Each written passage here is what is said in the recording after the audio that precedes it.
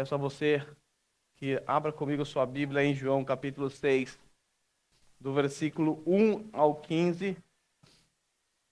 Nós estamos dando prosseguimento nessa série de exposições do Evangelho de João. E com a graça do nosso Deus, somente com a graça dele, adentramos no 6º capítulo. Diz assim a palavra do Senhor, e após a leitura você pode tomar o seu assento. Algum tempo depois, Jesus partiu para outra margem do mar da Galileia, ou seja, do mar de Tiberíades. E grande multidão continuava a segui-lo porque vira os sinais miraculosos que ele tinha realizado nos doentes. Então Jesus subiu ao monte e sentou-se com os seus discípulos. Estava próximo à festa judaica da Páscoa. Levantando os olhos e vendo uma grande multidão que se aproximava, Jesus disse a Filipe: onde compraremos pão para esse povo comer? Fez essa pergunta apenas para pô-lo à prova, pois já tinha em mente o que ia fazer. Filipe lhes respondeu: 200 denários não comprariam o suficiente para que cada um recebesse um pedaço. Outro discípulo, o André, irmão de Simão Pedro, tomou a palavra. Aqui está um rapaz com 5 pães de cevada e 2 peixinhos, mas o que é isso para tanta gente? Disse Jesus: mandem o povo assentar-se. Havia muita grama naquele lugar e todos se assentaram. Eram cerca de 5.000 homens. Então Jesus tomou os pães, deu graças e repartiu entre os que estavam assentados, tantos quanto queriam, e fez o mesmo com os peixes. Depois que todos receberam o suficiente para comer, disse aos seus discípulos: ajuntem os pedaços que sobraram, que nada seja desperdiçado. Então eles os ajuntaram e encheram 12 cestos com pedaços dos 5 pães de cevada deixados por aqueles que tinham comido. Depois de ver o sinal miraculoso que Jesus tinha realizado, o povo começou a dizer: sem dúvida, este é o profeta que devia vir ao mundo. Sabendo Jesus que pretendiam proclamá-lo rei à força, retirou-se novamente sozinho para o monte. Pode tomar o seu assento, por gentileza? Sabemos que o propósito do evangelista João, ao escrever esse evangelho, era claramente descortinar a divindade de Jesus diante dos nossos olhos. Quando nós lemos o capítulo 20, versículo 30 e 31, o evangelista João nos diz isso. Ele nos diz que Jesus realizou na presença dos seus discípulos muitos outros sinais miraculosos que não estão registrados neste livro. Esses sinais miraculosos foram registrados para que aqueles leitores, inclusive nós, viéssemos a crer que Jesus é o Cristo, o Filho de Deus, e crendo nessas coisas, tenhamos vida em seu nome. Então, o propósito de João, ao destacar as histórias que estão registradas aqui, é para tão somente nos informar que Jesus é o Rei, é o Cristo, e não só isso, ele também é divino. Ele é o próprio Deus, ele é o próprio Filho de Deus. Quando nós olhamos para o Evangelho de João, nós percebemos que o evangelista ele pensou apenas 7 sinais miraculosos realizados por Jesus. Ele olhou para toda a história que ele viu com os seus próprios olhos, os inúmeros milagres que Jesus havia realizado, e só para que você saiba, Jesus realizou muito mais milagres do que estão registrados na sua Bíblia. Os discípulos apenas não registraram todos. O evangelista João chega a dizer, usando uma linguagem hiperbólica, exagerada, ele chega a dizer que se ele fosse registrar, não caberiam em todos os livros do mundo, porque Jesus realizou inúmeros sinais miraculosos. João olhou para todos os sinais, ele olhou para o público, para o seu objetivo, para o seu alvo, e ele pensou 7 sinais miraculosos. Nós já estudamos 3. E todos esses sinais, eles apontam para a divindade de Jesus. O que é um sinal?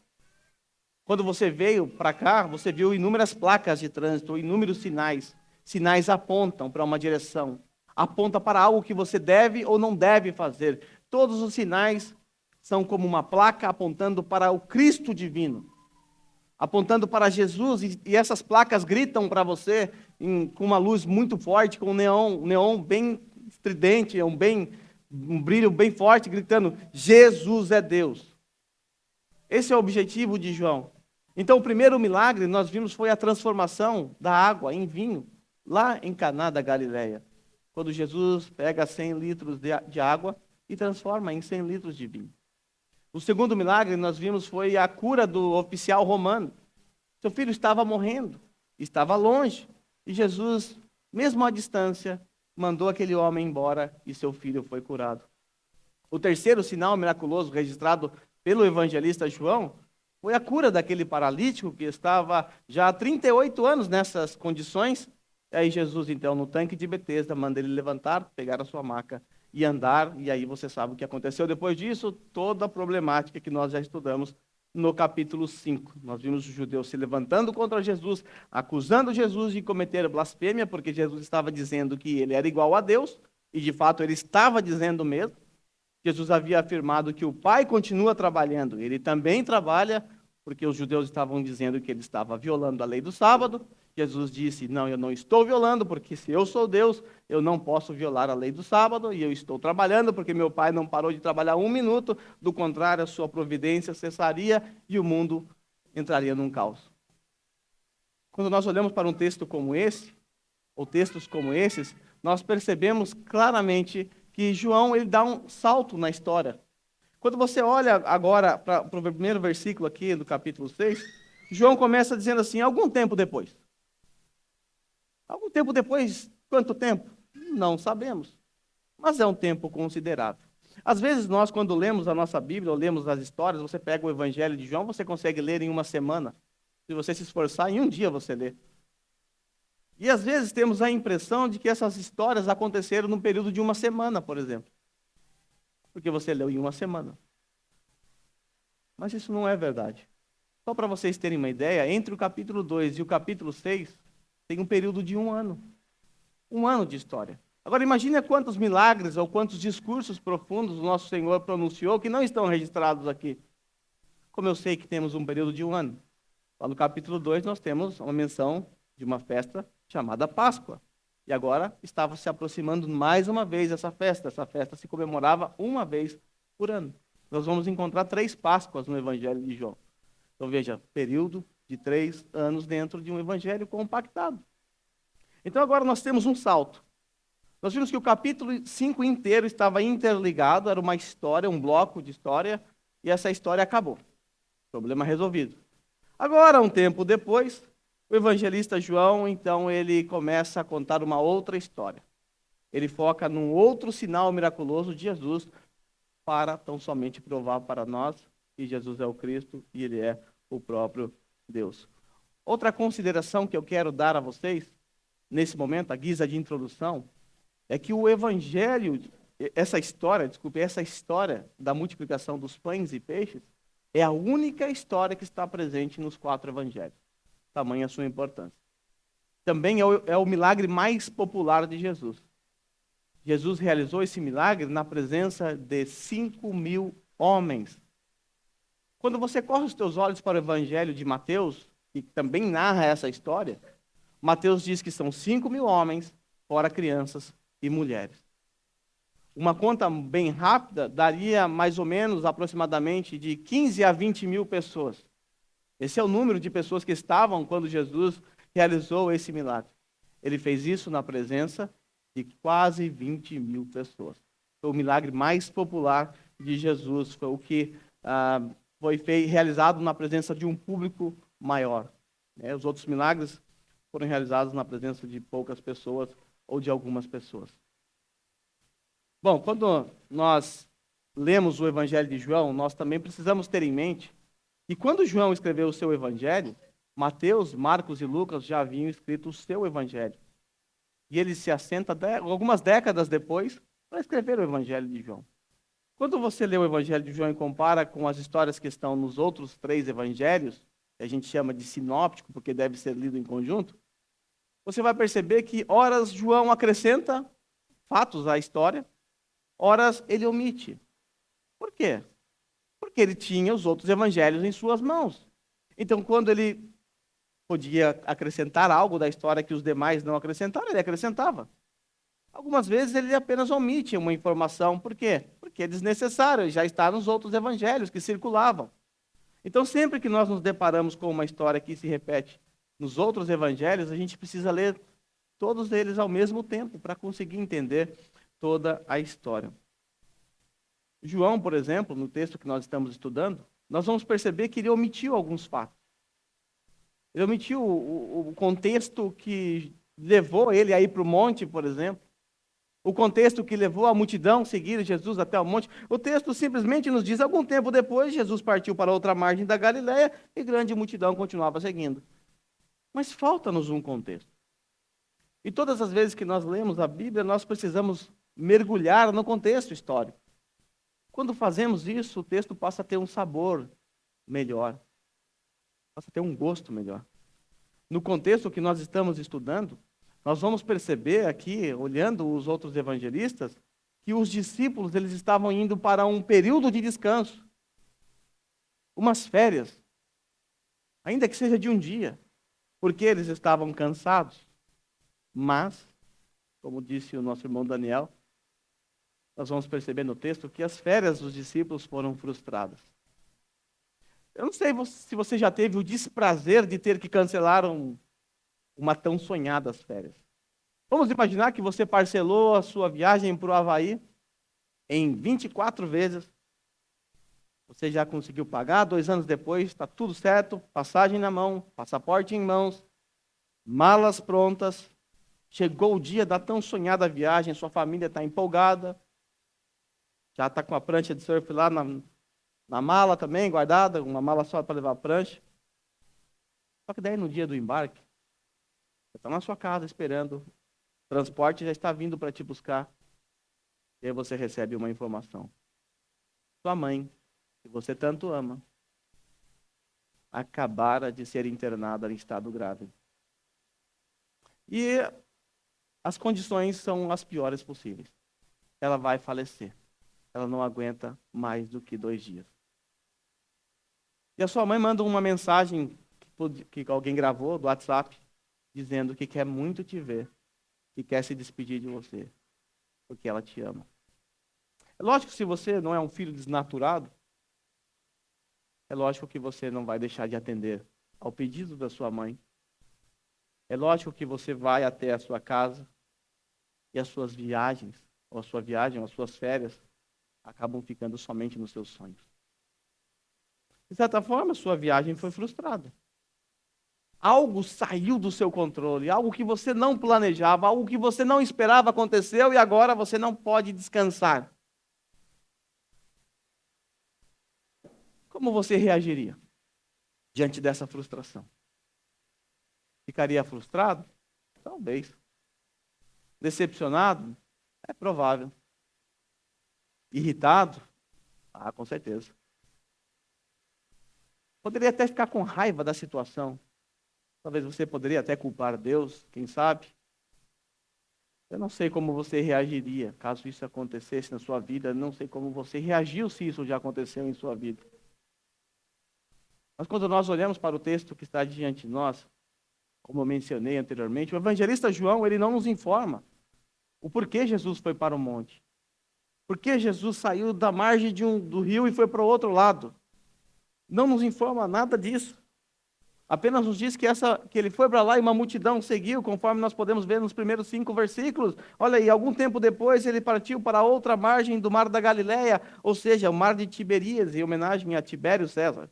E grande multidão continuava a segui-lo, porque vira os sinais miraculosos que ele tinha realizado nos doentes. Então, essa multidão que vira os sinais miraculosos que Jesus vinha realizando, desde lá do capítulo 2 de João, eles então decidiram seguir a Jesus para o outro lado da margem. E então Jesus subiu ao monte, sentou-se com os seus discípulos, estava próximo à Páscoa judaica, levantando os olhos, vendo uma grande multidão que se aproximava, ele disse então a Filipe, onde compraremos pão para esse povo comer? Ou seja, João simplesmente omite o contexto. Mas quando nós olhamos para o contexto que foi registrado pelos outros evangelistas, nós descobrimos 3 fatos importantes.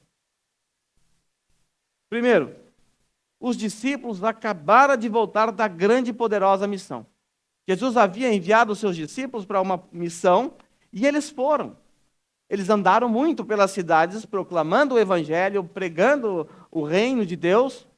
E eles curaram inúmeros enfermos, realizaram sinais e maravilhas, eles estavam empolgados, eles estavam assim com uma empolgação exagerada. Afinal, eles viram o poder de Deus acontecer através de suas mãos. Até o presente momento, eles viram Jesus realizando sinais. Agora eles realizaram sinais e agora eles chegam até Jesus para contar para Jesus o que eles fizeram. Como se Jesus não soubesse, né? Segundo fato, João Batista havia sido degolado por Herodes Antipas. Isso causou certamente a tristeza no coração de Jesus. Sabemos que Jesus era primo de João Batista. Também sabemos que 2 discípulos de Jesus outrora eram discípulos de João Batista. Então isso requer um momento de luto, um momento de reflexão, um momento de solidão. E a multidão estava em volta de Jesus. Terceiro fato, os discípulos estavam esgotados. Jesus não parava um minuto. Ele não tinha descanso. Inclusive, quando ele queria orar, ele subia no monte de madrugada, porque de madrugada ninguém o incomodava. Porque durante o dia era povo para todo lado, pedindo sinal, querendo ouvir o seu discurso e tudo mais. Quando nós olhamos para Marcos capítulo 6, versículo 30, o texto diz assim: os apóstolos reuniram-se a Jesus e lhe relataram tudo o que tinham feito e ensinado. Eles acabaram de voltar da missão. E veio com os discípulos uma multidão. E essa multidão, junto com os discípulos, se uniram a Jesus. E o texto diz que havia muita gente indo e vindo. Agora preste atenção. O que é que estava acontecendo? Ao ponto de eles não terem tempo para comer. Eles não tinham tempo nem para comer. Eles estavam exaustos. Acabaram de vir da viagem. Porque eles ficaram anunciando o evangelho, pregando. Eles estavam exaustos, estavam empolgados, é verdade. Mas cansa. E agora aquela multidão vem atrás deles, uma multidão está com Jesus, eles se unem, juntam aquela multidão toda, e o povo vai e vem, e eles não conseguem nem sequer parar para comer, eles estão exaustos, cansados e com fome. Aí Jesus diz a eles: venham comigo para um lugar deserto, um lugar que não vai ter ninguém. Você vai lá para o Havaí, numa cabana, só você vai descansar debaixo de um coqueiro, não vai ter ninguém, só você e sua família. Fica tranquilo. Você vai conseguir descansar. Não vai ter chateau ligando para você fazer zangueô. Não vai ter problemas para você resolver. Você vai estar descansando. Vamos para um lugar deserto e descansem um pouco. Jesus também estava cansado, evidentemente. Devido a tudo isso, a solução de Jesus foi exatamente essa. Vamos fugir daqui. Vamos sair do meio dessa muvuca e vamos para um lugar deserto e aí a gente descansa e toma um fôlego e recupera. Só que quando nós chegamos nos versículos 32 e 33, o texto nos fala que Jesus e os discípulos entraram num barco. Só existia uma forma de fugir daquele povo. Andando não ia funcionar, a multidão ia seguindo. Então eles entraram num barco, se afastaram, indo em direção a um lugar deserto, conforme está aí no texto. Mas, olha o que aconteceu.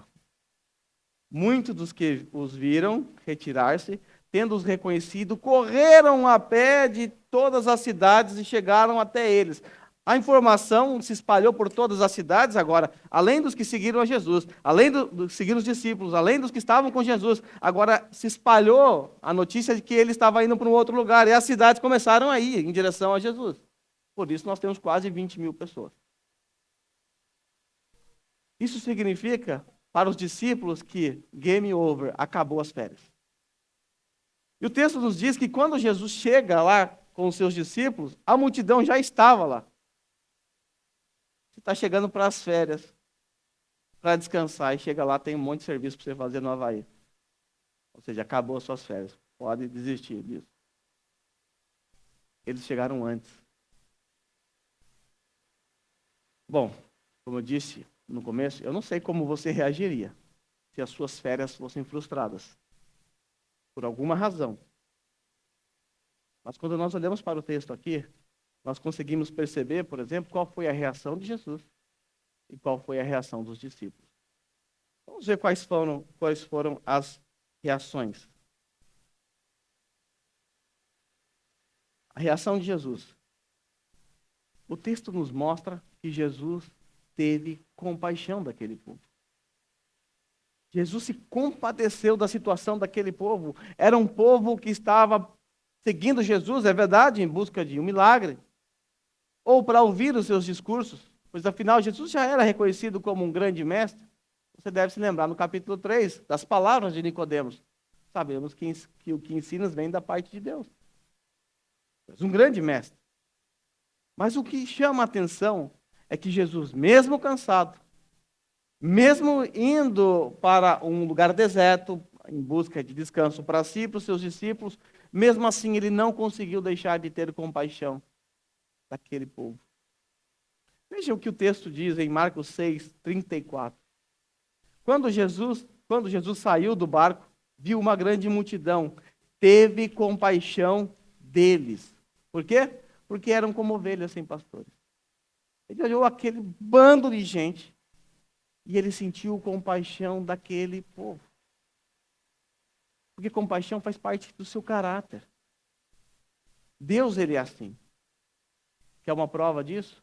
Basta a gente se olhar no espelho. A nossa salvação é fruto da compaixão, da misericórdia e da graça de Deus. E ele não pôde deixar de demonstrar a tua compaixão para com aquele povo, assim como ele demonstrou para conosco. Mas um fato interessante que mostra um lado ainda mais lindo de Jesus nesse texto, é que Jesus sabia que aquela multidão, conforme registrado no versículo 2, estava seguindo Jesus apenas pelos milagres. É o que está lá no versículo 2. Era uma multidão que estava interessada nos milagres de Jesus. E nós já aprendemos em sermões passados que a fé verdadeira não pede sinais. Também Jesus sabia que esses mesmos aqui, que ele alimentaria, que ele demonstraria a sua compaixão, que ele curaria, esses mesmos, ainda no capítulo 6, lá no versículo 66, quando Jesus faz um discurso extremamente profundo, quando ele diz que ele é o pão da vida, e que ele vai dar esse corpo, que é esse pão que é o seu corpo por muitos, naquele instante, após um discurso profundo, aquela população, aquele povo, aquela multidão deixa Jesus. Olha aí o versículo 66. Daquela hora em diante, muitos dos seus discípulos voltaram atrás e deixaram de segui-lo. Jesus sabia de tudo isso. Ele é Deus. Ele é onisciente. E mesmo assim, ele não pôde deixar de demonstrar sua misericórdia para com aquele povo. A reação de Jesus também foi ensinar o povo sobre o reino de Deus. Bom, se você é professor, você está cansado, exausto, você sabe que dar umas aulas extras é um pouco puxado para você.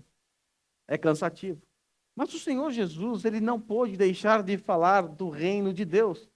Veja aí no versículo 9, 11 de Lucas, parte A. Mas as multidões ficaram sabendo e o seguiram. Ele acolheu. Ele colocou debaixo das suas asas e falava-lhes acerca do reino de Deus. Essa foi a atitude de Jesus. Descanso? Não. Mandar a população embora? Não. Eu vou ensinar o reino de Deus. Porque eu não posso deixar de falar das maravilhas do meu Pai. Eu não posso deixar de anunciar o meu reino. Eu estou cansado, mas eu não posso deixar de fazer isso. Tenho certeza absoluta que se você estivesse trabalhando e estivesse muito cansado e alguém ligasse pedindo uma ajuda para você pregar, anunciar o evangelho para ele, eu tenho certeza que você passaria por cima do seu cansaço, porque você teria prazer, você não conseguiria deixar de falar acerca do reino de Deus. Mas houve ainda uma outra reação de Jesus. Mesmo cansado, ainda assim Jesus curou os enfermos. Veja aí. Lucas 9, 11b.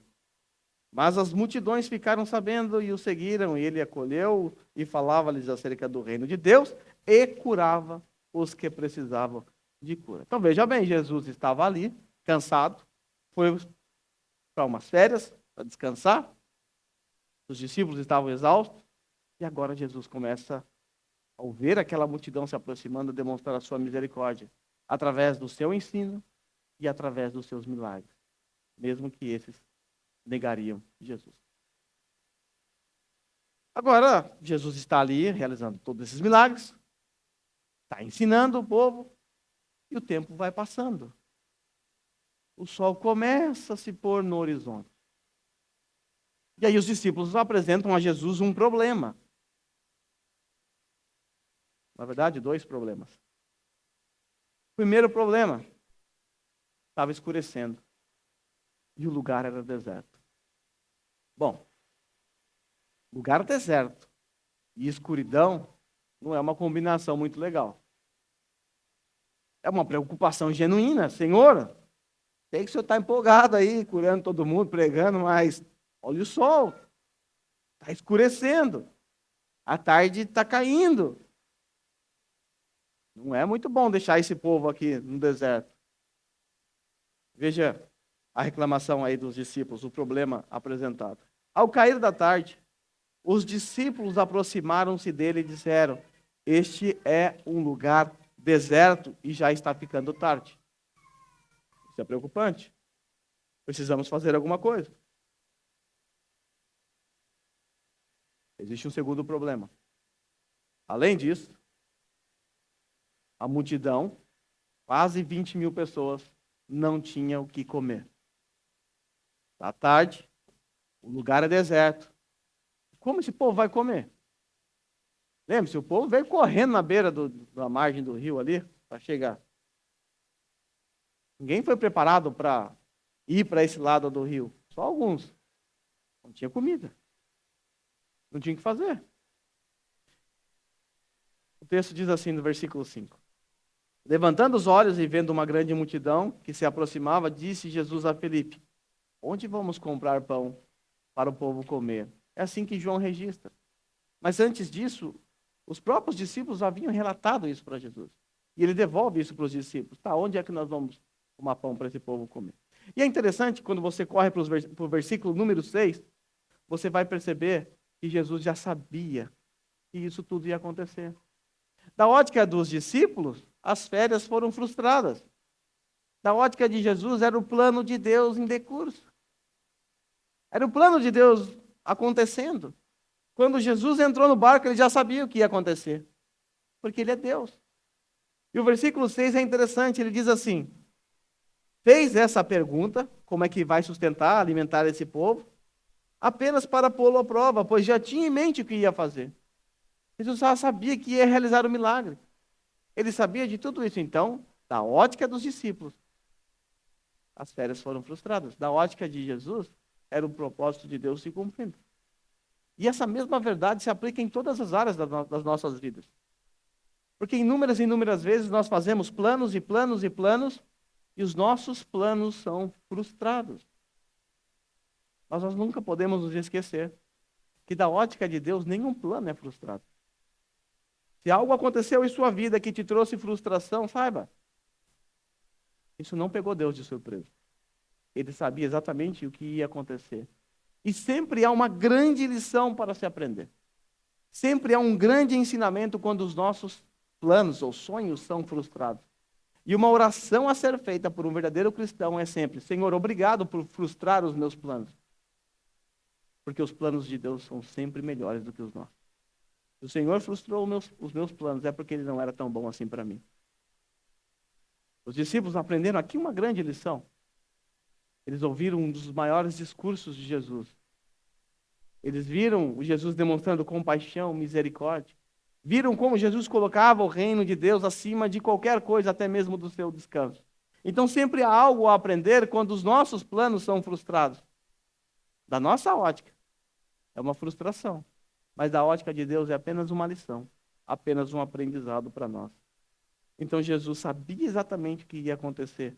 Sabia que as férias não iriam dar certo. Mas nós temos uma solução que foi dada pelos discípulos. Ou soluções, né? A primeira solução está lá em Mateus capítulo 14, versículo 15b. Veja aí. A solução deles foi: óbvio, está tarde.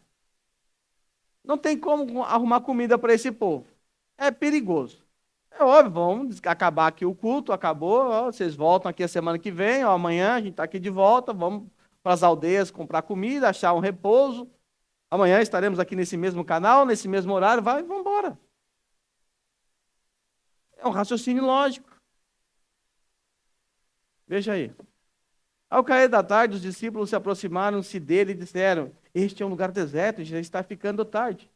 Manda embora a multidão para que possam ir aos povoados comprar comida. Uma solução razoável. É o que nós falaríamos, essa seria a sugestão que daríamos, com certeza. Só que essa não é a solução de Jesus. A solução de Jesus pode ser percebida em Marcos, capítulo 6, versículo 37, parte A. Jesus diz a eles: Eu sei dos problemas, mas resolvam vocês. Vocês é que vão resolver esse problema. Veja aí. Ele, porém, respondeu: Dê-lhe vocês algo para comer. Ah, Senhor, é longe aqui, os povoados, não tem como trazer comida. Não quero nem saber, resolva o problema a vocês. Está na mão de vocês. Lembre-se, irmãos, do versículo 6. Jesus já sabia o que ele ia fazer. Ele estava trabalhando com os discípulos. O texto diz que Jesus estava colocando Filipe à prova. O que é pôr à prova? Ele deu um teste para ele fazer, para ver se ele seria aprovado ou não. Ele já sabia de tudo isso. Por isso Jesus está dizendo: vocês vão ter que resolver isso. Agora, vale lembrar que o contexto nos mostra que eles acabaram de vir de uma campanha evangelística onde eles realizaram sinais, inúmeros milagres. E eles chegaram todos empolgados, eufóricos. E aí Jesus vai mostrar para eles que, na verdade, eles não podem fazer nada por si mesmos. E eles só fizeram tudo aquilo pelo poder de Deus. Foi dado através de Jesus, naquele comissionamento. Agora eles estão diante de um problema. Estão numa prova, um teste. Resolvam. 5 minutos para vocês fazerem essa prova. Jesus poderia ter dito aos discípulos assim, antes de chegar na outra margem: Olha, discípulos, é o seguinte, nós vamos para o outro lado do Mar da Galileia. Eu vou dizer a vocês o que vai acontecer porque eu sei. Chegando lá vai estar uma multidão. Então a gente não vai conseguir descansar, não. Eles vão ficar lá em nossa volta, ouvindo o que eu tenho para dizer. Eu vou anunciar o reino, não posso perder essa oportunidade. Muitos doentes estarão lá porque querem serem curados. Eu vou demonstrar a minha misericórdia para com eles. Eu vou fazer tudo isso. Vai chegar uma hora que essa multidão vai ficar com fome. E o lugar que a gente vai é deserto, não tem 7-Eleven, não tem Combine lá perto, não tem nada para comprar. Mas não se preocupem, eu tenho a solução. Vai ter um garotinho lá que ele vai estar carregando na sua bolsa um bentozinho lá com 5 pães e 2 peixes. Isso será suficiente para eu alimentar toda aquela multidão. E eu tenho que dizer para vocês que eu vou fazer um milagre tão grande que vai sobrar ainda 12 cestos. Fiquem tranquilos. Bom, os discípulos chegariam ali tranquilos, sem nenhuma preocupação. Mas Jesus permite que eles percebam a dificuldade e que eles olhem para si e descubram: não podemos fazer nada. Não há o que nós possamos fazer para resolver esse problema. Jesus disse: vocês vão dar para comer. E aí os discípulos então começam a pensar e eles apresentam para Jesus as dificuldades. Veja aí.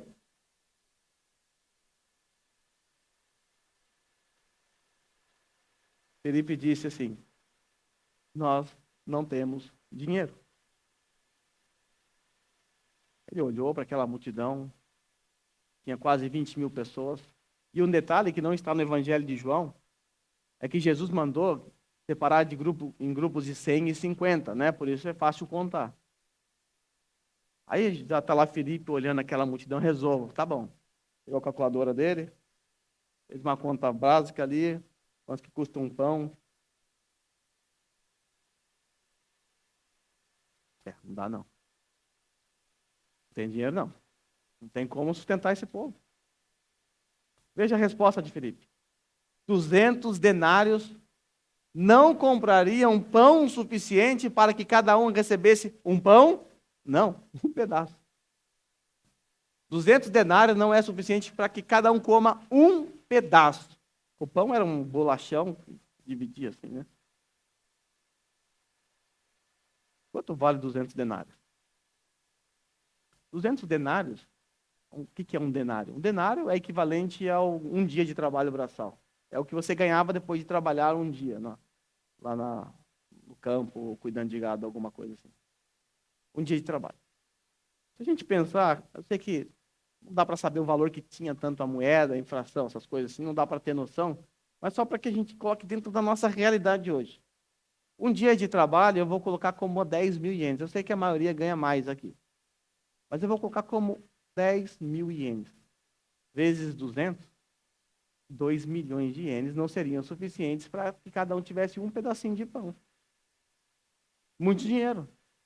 Né?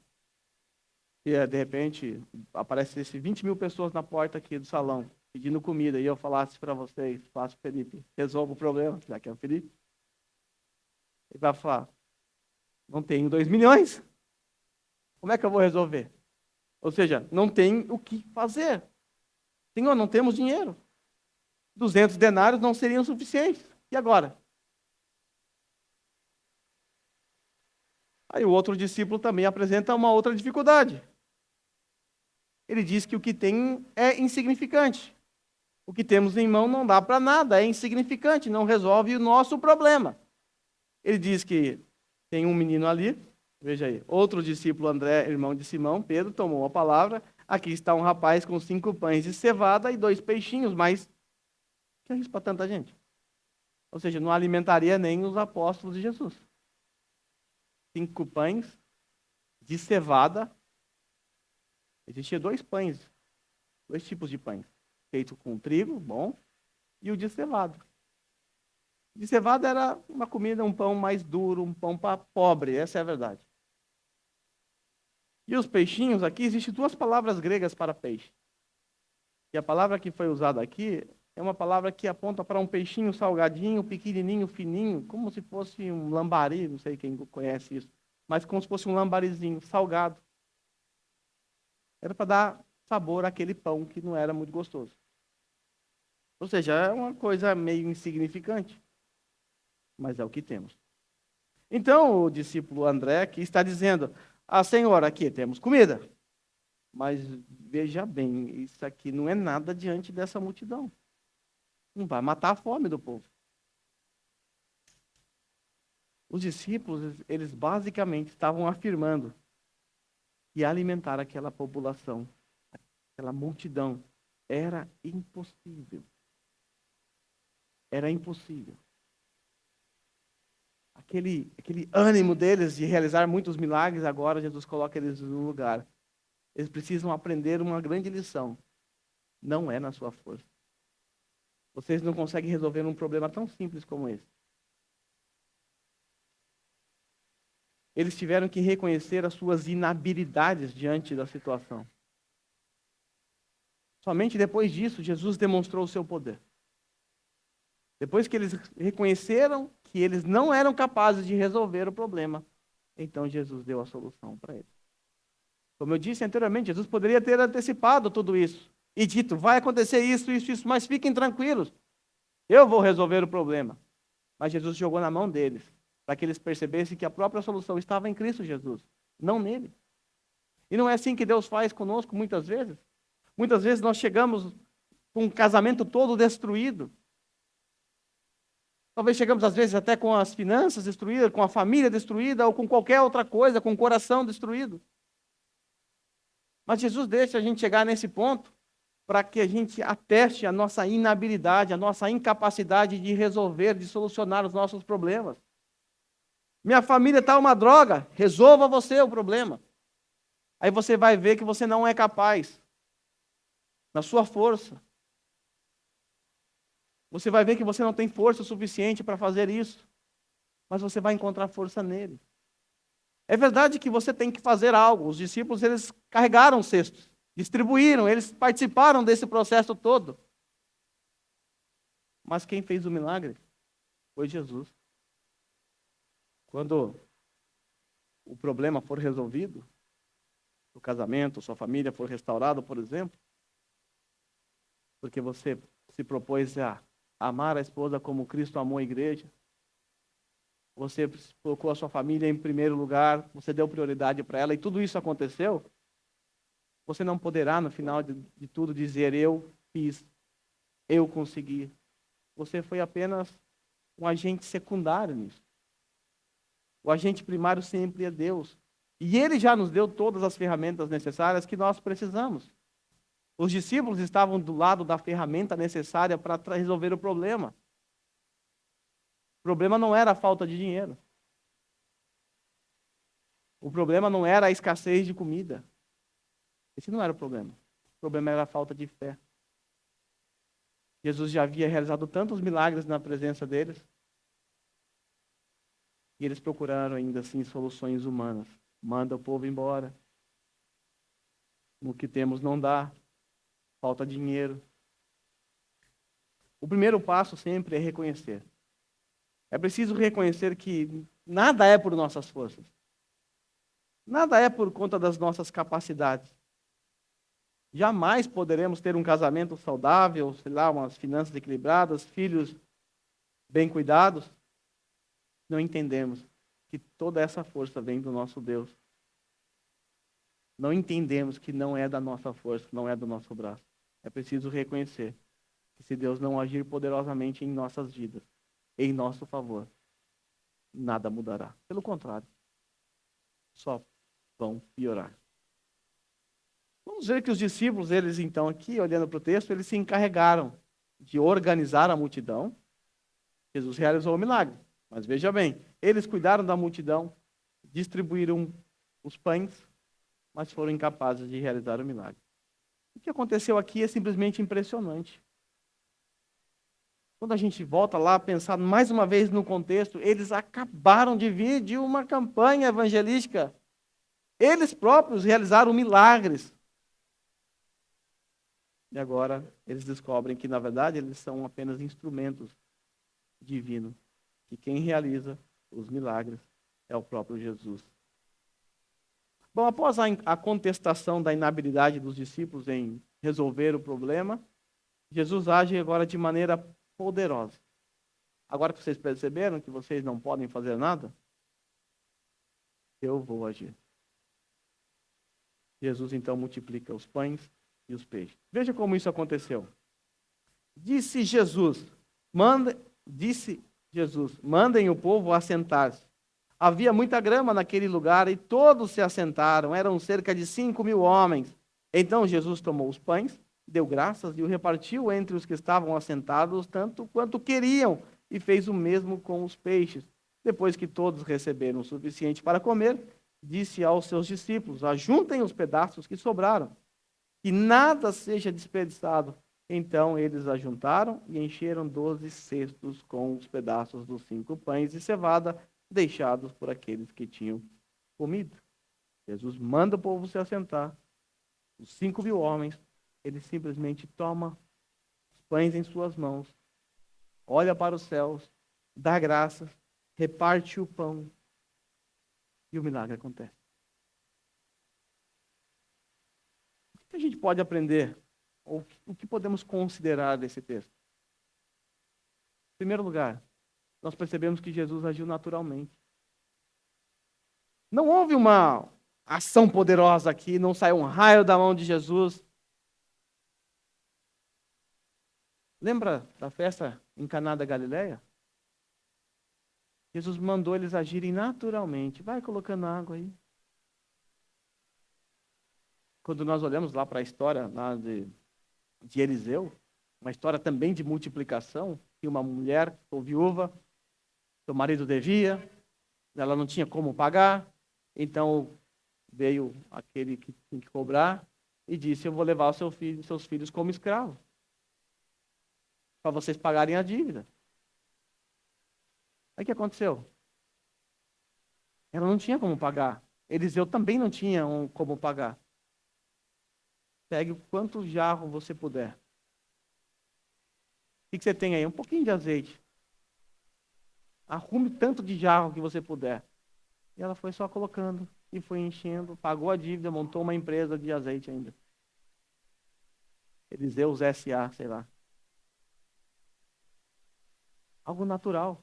Jesus agiu de forma natural. Ele não fez nada extraordinário aqui. Apenas agradeceu a Deus e repartiu o pão. Outro ponto que nós percebemos aqui é que o milagre foi suficiente para alimentar todos que ali estavam. Ninguém ficou com fome, foi suficiente para saciar a fome de todos e ainda sobrou 12 cestos de pães. E o que podemos perceber também é que Jesus ele não admite o desperdício com aquilo que ele dá para o seu povo. Ele mandou separar e ele disse, não desperdice. Isso também nos traz uma grande lição. Não devemos desperdiçar aquilo que ele nos dá. Bom, para chegar no final aqui, nós já vimos como Jesus reagiu quando ele encontrou a multidão. Nós já vimos que ele agiu com compaixão, que ele ensinou o povo, que ele curou os enfermos. Vimos que os discípulos, a priori, sugeriram que a multidão fosse embora por conta do local, por ser deserto, por conta do horário também. E Jesus ordena que eles resolvam o problema. Após Jesus pedir isso, eles reagiram surpresos. Eles atestaram que era impossível resolver esse problema, afinal, não tinha dinheiro e não tinha comida suficiente. E aí, então, Jesus ele age de maneira poderosa e realiza esse grande milagre da multiplicação. Mas e o povo? O que o povo fez? Porque até agora nós estamos vendo a reação de Jesus e dos discípulos. E aquela multidão que estava ali, quase 20 mil pessoas, como eles reagiram? Os versículos 14 e 15 mostram a reação da multidão. E aparentemente, a reação foi boa. Veja aí. Os versículos 14 e 15, eles reconheceram Jesus como o profeta e o rei. Bom, isso parece ser uma boa notícia, não é verdade? Parece ser uma ótima, excelente notícia. Afinal, Jesus é o profeta e Jesus é o rei. Talvez nós jubilaríamos de alegria com esse reconhecimento. Mas espera aí.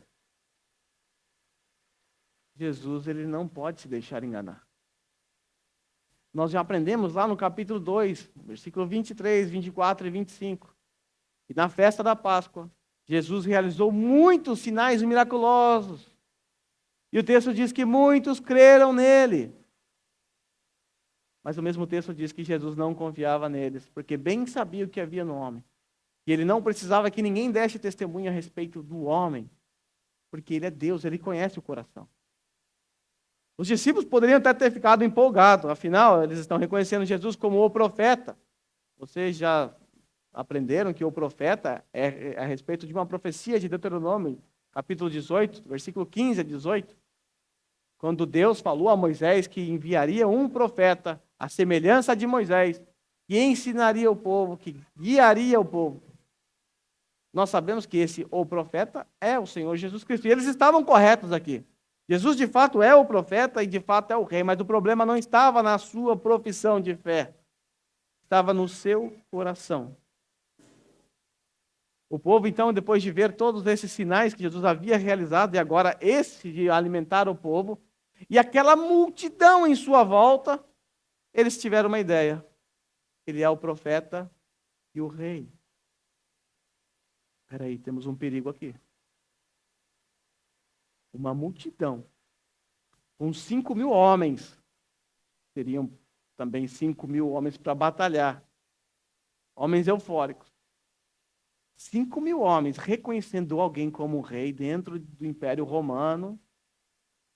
Perigo. Isso aconteceu algumas vezes. E o Império Romano abafou com toda a sua força. Muito sangue correu. Eles estavam com a motivação errada. Eles estavam pensando num reino político.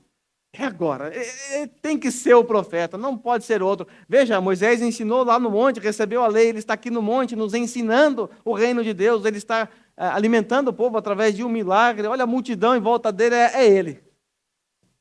Vamos aclamá-lo rei agora. O texto nos diz que Jesus percebeu isso. Ele se retirou.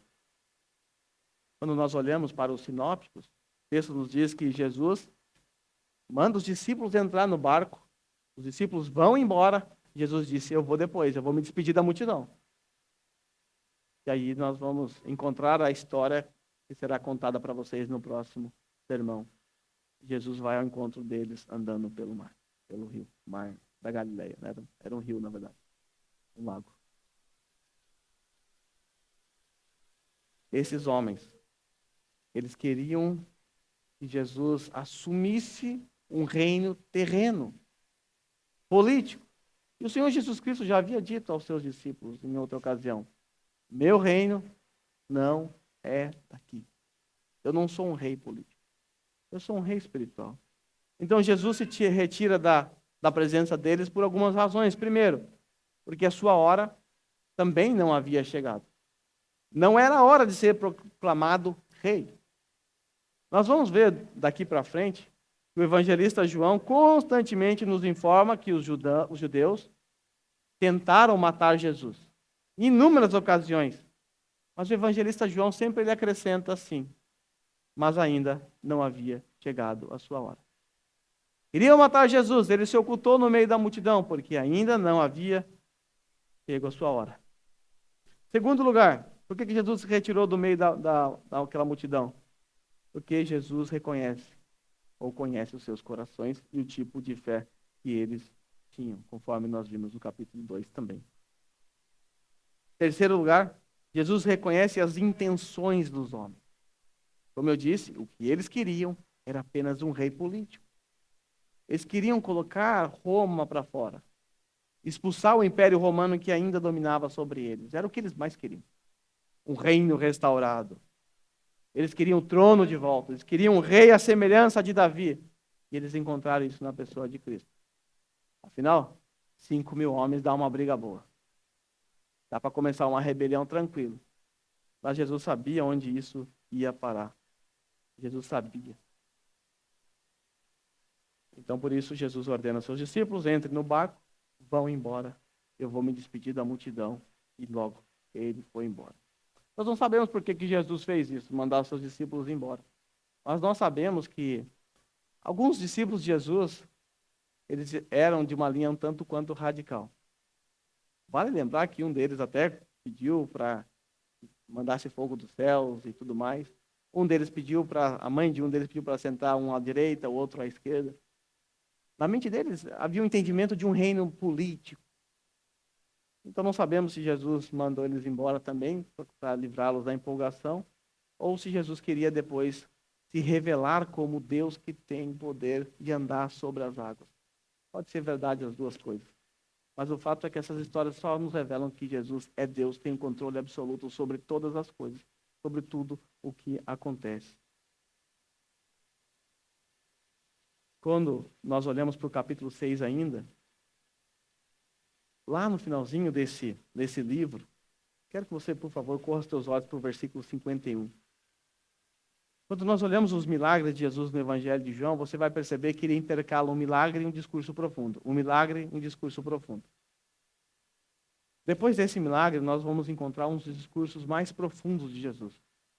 Ele vai usar o que ele acabara de fazer aqui, ou seja, ele multiplicou os pães, e ele vai usar isso depois dizendo: eu sou o pão vivo que desceu do céu. Ele alimentou aquela multidão fisicamente. Mas no finalzinho do capítulo 6, ele vai apresentar uma outra realidade. Eu sou um pão, eu sou o pão vivo. Não só alimento fisicamente vocês, mas eu alimento vocês espiritualmente. Quando Jesus disse, eu sou o pão vivo, esse eu sou trouxe problema. E Jesus estava usando algo que não era próprio de um ser humano comum. Ele estava dizendo que ele era o eu sou. E Jesus fez isso 7 vezes no Evangelho de João, que causou a irritação dos judeus. Mas ele disse lá no versículo 51, eu sou o pão vivo que desceu do céu. Se alguém comer deste pão, falando dele mesmo, viverá para sempre. Aquela multidão que comeu aqueles pães, ou pedaços de pães, no outro dia já estavam com fome novamente. Porque o pão sacia no momento. Mas Jesus está dizendo que ele é um pão diferente. Ele é melhor que o maná que Deus mandou para o povo de Israel. E aqui nós temos uma semelhança com o que Deus fez lá no deserto. O povo também estava com fome. E Deus mandou o pão vivo, mandou pão, maná dos céus. Agora, de igual forma, o povo continua com fome, também com uma fome espiritual. Aí desce o pão vivo dos céus para alimentá-los. Eu sou o pão vivo que desceu do céu. Se alguém comer desse pão, viverá para sempre. Este pão é a minha carne. Preste atenção. Eu darei pelo mundo. Esse pão é a minha carne, carne que eu darei pela vida do mundo. Quase 2 anos depois, Jesus ele celebra a terceira Páscoa registrada no Evangelho de João com os seus discípulos. E ali também, ele pega um pão em suas mãos e ele também diz que esse pão representa o seu corpo. Esse pão representa o corpo de Cristo que foi partido pelos discípulos. Lembra? Tomando o pão, deu graças, partiu, igual ele fez aqui. Ele partiu o pão e distribuiu, ele partiu o pão, deu aos seus discípulos e disse: isto é meu corpo que é dado em favor de vocês. E foi nesse momento que a ceia do Senhor foi estabelecida pelo nosso Senhor. Nós estamos aqui diante da mesa, a mesa do Senhor. E na mesa do Senhor nós somos lembrados daquilo que o pão vivo que desceu dos céus fez por nós. Nós descobrimos que o pão vivo que desceu dos céus, ele desceu a esse mundo para se entregar como um substituto perfeito em nosso lugar. A ceia do Senhor aponta para os 3 tempos da redenção: passado, presente e futuro. A ceia do Senhor aponta para o passado, ou seja, aponta para aquilo que Cristo fez por nós no Calvário, quando a redenção foi realizada, passado. A mesa do Senhor aponta também para o presente, para o hoje, agora, onde Cristo ainda agora, nesse momento, ministra sobre nós através dos elementos da sua graça. A aplicação da redenção. Presente. A ceia do Senhor também aponta para o futuro. Aponta para o momento em que beberemos do fruto da vida junto com o nosso Senhor. Nós temos aqui a consumação da redenção, no seu estágio final. Então a ceia do Senhor, ela aponta para o presente, passado e futuro da obra da redenção. Passado, pelo que ele fez. Presente, pelo que ele está fazendo. Ele continua comunicando e ministrando a sua graça sobre nós. Na ceia do Senhor, nós somos nutridos pelo próprio Cristo. Somos encorajados, somos fortalecidos. Por isso a ceia do Senhor não é um mero memorial. Também é. Mas a ceia do Senhor aponta para uma realidade espiritual. Somos alimentados pelo Senhor. A sua graça é comunicada em nossas vidas quando participamos da ceia do Senhor. É a aplicação da redenção. E por fim, a ceia do Senhor nos faz olhar para o futuro, onde desejaremos ou desejamos beber do fruto da vide, ao lado do nosso Senhor para todo sempre. A ceia do Senhor, então, não é um mero ritual ou um mero memorial, ainda que há na ceia algum aspecto cerimonial. A ceia do Senhor é muito mais do que isso. Dentre tantas e tantas realidades por detrás da ceia, uma delas é indicar a nossa participação na relação pactual com Deus. Quando nós participamos da ceia, da mesa do Senhor, nós estamos renovando o nosso pacto com Deus. Ele fez um pacto, uma aliança. Essa é a aliança, a nova aliança no meu sangue. Na ceia do Senhor, nós estamos afirmando claramente: fazemos parte dessa aliança. Continuamos dentro dessa aliança. O batismo marca a entrada no povo, a entrada no pacto, a participação do povo, a participação junto com o povo. A ceia do Senhor, você está dizendo: eu continuo fazendo parte desse povo. Então, ao participar da ceia do Senhor, tenha em mente que você está renovando o seu pacto com Deus. Meus irmãos, o cálice e o pão que eu a seguir tomarei em minhas mãos é apenas uma representação gráfica da morte de Jesus na cruz. É uma representação gráfica. O pão, quando partido, rasgado no meio, nos faz lembrar automaticamente do corpo de Jesus, que foi partido, foi dado, foi entregue por nós. De igual forma, o cálice, ou vinho, nos faz lembrar do precioso sangue de Cristo. Sangue que nos comprou. É o preço da nossa redenção. Por isso, a ceia do Senhor é apenas uma representação gráfica para nós. Onde, através de elementos comuns, que foram separados para um uso mais específico, somos lembrados da morte, da ressurreição de Cristo. Participaremos agora do pão, um pão físico, mas que representa o pão vivo que desceu dos céus, que foi partido, que foi moído por nós naquela cruz. Nós estaremos diante do cálice, onde seremos lembrados das gotas de sangue que escorreram do madeiro. Gotas que foram suficientes para pagar o preço da nossa redenção. Gotas que foram suficientes para nos inserir num corpo, uma igreja local, para juntos adorarmos a Deus em celebração ao pão vivo que desceu do céu, ao pão vivo que entregou a sua carne por nós. Sendo assim, eu quero pedir a você nesse momento que você cuide da sua cabeça.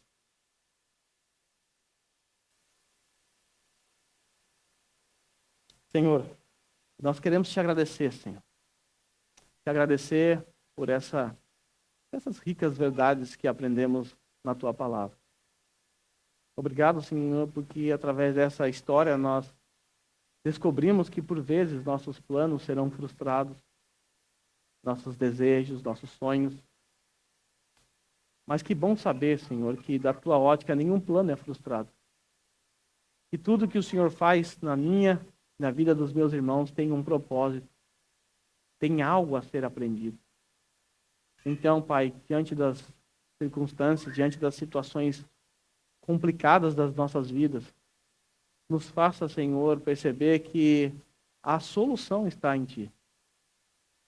Que nós não temos capacidades para resolver os nossos problemas, ainda que o Senhor nos ordene, como, por exemplo, amar as nossas esposas, cuidar dos nossos filhos, amar o povo de Deus. Ainda que há ordenanças, Senhor, se não for Teu Santo Espírito agindo em nós, nós teremos dificuldades. Então ajuda-nos. Ajuda-nos, ó Pai. Obrigado, porque através desse texto também aprendemos acerca do Teu poder mais uma vez. O Senhor alimentou quase 20.000 pessoas, partindo de 5 pães e 2 peixes. Isso é algo inimaginável para nós. Mas é algo real e surpreendente. E essa história está aqui para aumentar a nossa fé. Para nos fazer olhar para aquele que tem poder para fazer tudo o que quiser. Então, Senhor, faça em nossas vidas aquilo que o Senhor quer, ainda que seja frustrante para nós. Eu sei que essa é uma oração difícil. Eu sei que muitos terão dificuldade, assim como eu, de dizer isso. Senhor, frustra meus planos. Porque no fundo, nós queremos que os nossos desejos se realizem. Porque certamente nós somos tolos e não temos o conhecimento que o Senhor tem das consequências daquilo que pedimos ou que desejamos. Mas, Senhor, se há algo que desejamos e que, no fim, isso vai, na verdade, nos afastar do Senhor, então, Senhor, frustre.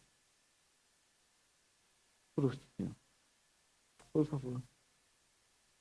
Obrigado, Senhor, porque nesse texto nós aprendemos que os discípulos, e nós somos discípulos do Senhor, precisamos aprender que nada, absolutamente nada é na nossa força.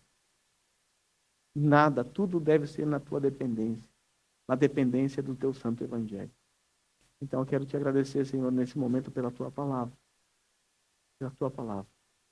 E eu quero, Senhor, nesse momento, diante desses elementos que estão diante de nós, esses elementos que são comuns, estão diante de um suco e de um pedaço de pão. Mas, Senhor, nós separamos esses elementos para um uso sagrado. Nós sabemos que esse sacramento representa muito mais do que um memorial. Representa uma realidade eterna, uma realidade espiritual, onde aqui seremos alimentados pelo Senhor. Então, Senhor, nos ajude a participar desse momento. Nesse momento, se lembrando do pão vivo que desceu dos céus. que teve compaixão de nós, não apenas para nos alimentar fisicamente, como o Senhor faz com todos os seres humanos, mas para alimentar a nossa alma, para nos dar salvação. Então nos faça, Senhor, participar desse momento, se lembrando do pão moído na cruz, do pão partido, do pão entregue. Nos faça, Senhor, beber desse cálice, sentindo o cheiro do teu sangue caindo naquela cruz, ouvindo o som das gotas de sangue pingando. Nos faça, Senhor, participar desse momento, ouvindo o teu brado naquela cruz, dizendo: está consumado. Por favor, Senhor, faça com que esses elementos transmitam uma imagem vívida da cruz do Calvário em nossas mentes. E assim gere em nós um júbilo, uma alegria, um contentamento pelas coisas que temos, um contentamento pelas coisas que não temos. Porque tudo provém do Senhor. Tudo. E se eu não tenho algo é porque eu não preciso. Se eu não consigo comprar algo é porque eu não preciso. Se eu padeço necessidades, se eu tenho dificuldades, se eu padeço enfermidades, tudo isso ainda assim é a tua graça sobre minha vida. Porque nem estar vivo eu merecia. Nem ser salvo eu merecia. Nós sabemos que a condenação eterna era algo que nos aguardava. Mas o Senhor nos livrou de lá. Então, Pai, qualquer coisa que venha acontecer em nossas vidas será a tua graça, ainda assim. Então, em meio aos problemas, em meio às dificuldades, em meio ao sofrimento, nos faça lembrar que um dia o pão vivo caiu, desceu dos céus, assim como o maná caiu no deserto e alimentou as nossas almas. Que ao mastigar esse pão e beber esse cálice, que venha à nossa mente toda a obra da redenção. Que ao final, quando terminarmos e cantarmos ao Senhor um cântico, nos faça lembrar do Cristo ressurreto, do Cristo que saiu da sepultura ao terceiro dia, e assim ratificou a nossa redenção. Porque se o Senhor não ressuscitou, a nossa fé é em vão. Então nos faça também contemplar a tua ressurreição, porque o Senhor não ficou pendurado no madeiro. O Senhor ressuscitou ao terceiro dia para a nossa justificação, conforme a tua palavra diz. Eu agradeço ao Senhor por esses elementos, por essa representação estabelecida pelo Senhor. E nesse momento eu compartilharei com os meus irmãos, na esperança de que todos nós nos lembremos daquilo que o pão vivo fez por nós. Da honra e glória do Senhor. Amém.